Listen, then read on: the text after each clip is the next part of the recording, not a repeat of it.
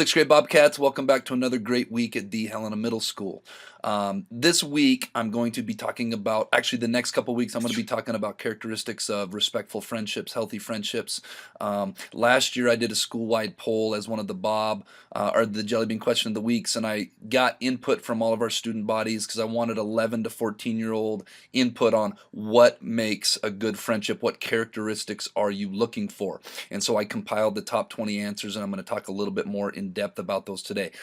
So many times we fail to realize that being a friend is an art, it's a skill, and instead of talking about how to be respectful, maybe we need to spend more time talking about characteristics of how to improve your friendships, because friendships are so important, relationships are so important.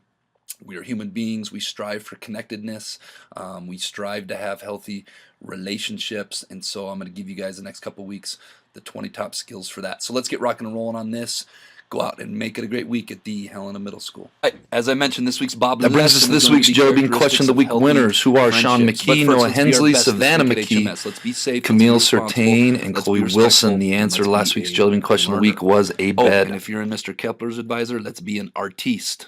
All right, well, I compiled you guys' list, and thank you guys for doing that. This was so awesome. I was able to compile the ideas that you left me in the Bob box in the counseling office, and some of you had some outstanding comments there, and I was able to compile the top 20, and I added a few in of my own, and we came up with a list, and for the next few weeks, we're going to be talking a little bit more in depth about these friendship characteristics.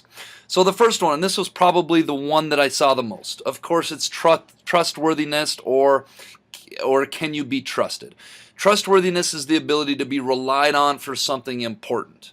This could be something that is secretive, private, or sensitive in nature. A lot of times if you have friends, you want to confide in them, but you're not going to confide in them if you can't trust that they are going to keep that between you and them.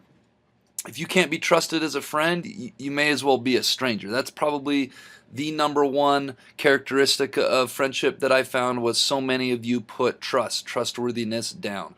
Trustworthiness was probably the most popular answer in the Bob box I received, meaning it's pretty easy to say it's a prerequisite for virtually every person in this school when they're looking at friendship. And the other thing about trustworthiness that I think is very important to think about is it has to be earned over time. When you meet somebody new, maybe for some of you sixth graders, when you met somebody from a different school for the first time and you had lunch with them at their table, it took a while. You didn't really know who they were. It takes time to earn trustworthiness. And that takes time to develop, and it happens over time. It's not going to happen overnight. You have to prove yourself over time that, hey, I'm somebody that can be trusted. And conversely, once that trust is lost, it's very difficult to get it back. Okay, so trustworthiness was probably the number one answer when I was asking about characteristics for friendship. Let's go on to number 2, honesty. Being honest is a huge component to friendships and can be tricky at times, and I'm going to talk about that here in a minute. Honesty is also a huge component in building trustworthiness. Okay, in order to be and to build trust in friendships, you have to be honest with those around you, especially with your friends. If you can't be honest with your friends, then, if you think about it, who can you be honest with? Sometimes being honest is difficult because you don't want to hurt a friend's feelings. And this is probably the trickiest thing when I'm working with kids, when I'm hearing stories, is a lot of kids have problems navigating what can be kind of a pitfall in honest. We want to be honest with our friends, and our friends want us to be honest with them. But what do we do when the truth isn't a glamorous or an easy thing to communicate? And I'm going to give you guys an example here. I recommend using a sandwich or an Oreo statement, some of you call it. This is a great way to do this. Let's pretend that I was walking down the hallway one day, or I was in my counseling office, and I bought a new shirt. And I said to Miss Pandis, what do you think of my shirt? I just bought it yesterday. And let's pretend Miss Pandis honestly does not like my shirt. Maybe it's some weird color of orange. Maybe it's an Oregon State shirt that I wear all the time, and she really doesn't like it. But Miss Pandis is not only my colleague, but she's my friend, so she doesn't know what to do. Well, In the sandwich statement, we start with something positive. Well, Mr. Flato, she might say, you're always pretty fashionable. You dress pretty nice. You dress professionally. I don't know, that shirt really isn't my style or something I would wear, but you know what, Mr. Flato, I think it looks pretty good on you.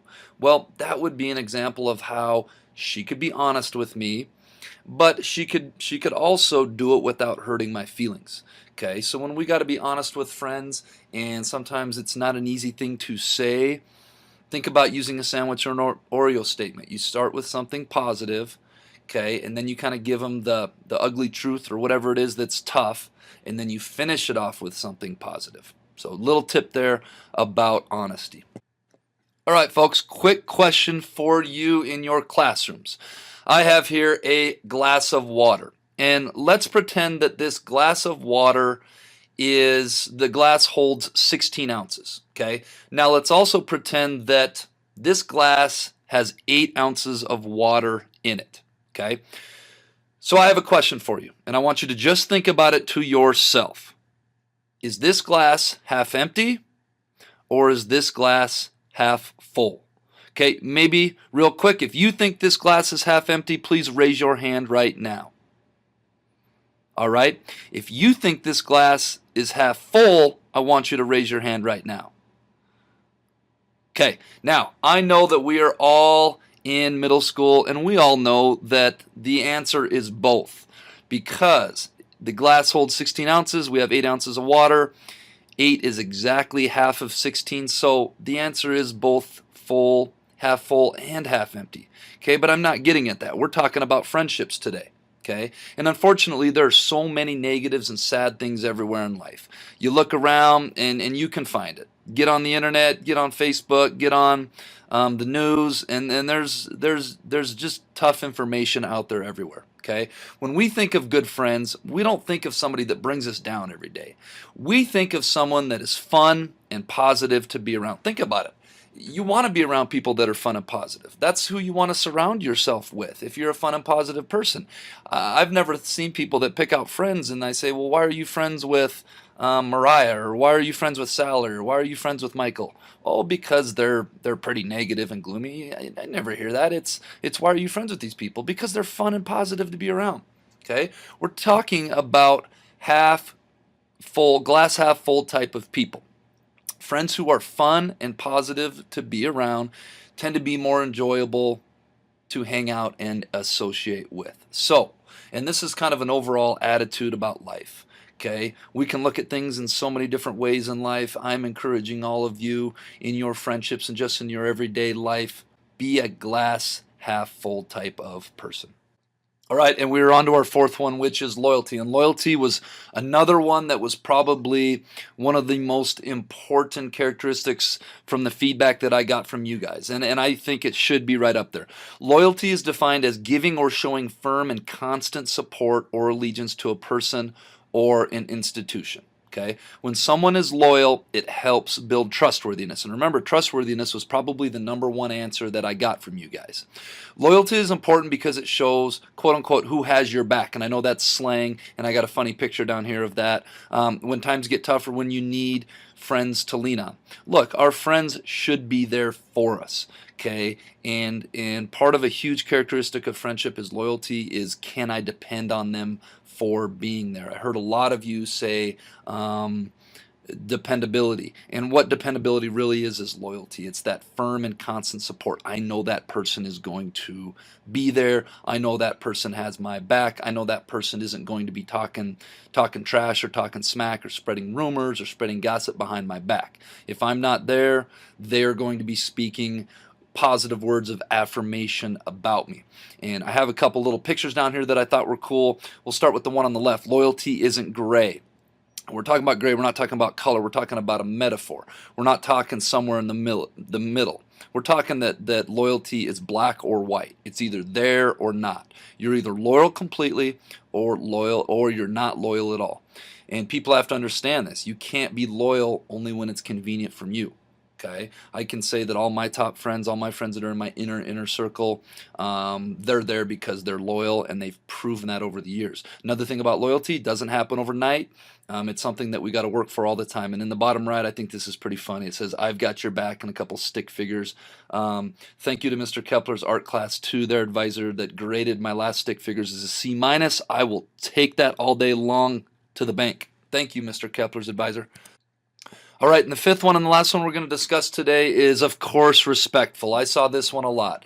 Top friendship characteristics, a lot of people put they have to be respectful. And this shouldn't come as a shock to anyone. It's one of our universals here at HMS, and for a good reason.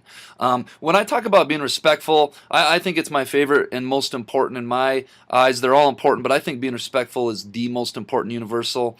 Because no matter who you come in contact with in life, no matter who you associate with in life, you have to be respectful to people. If you're not respectful, you're not going to get too far in life. And healthy friendships, of course, fit into this category. Healthy friendships are built on people being respectful to one another.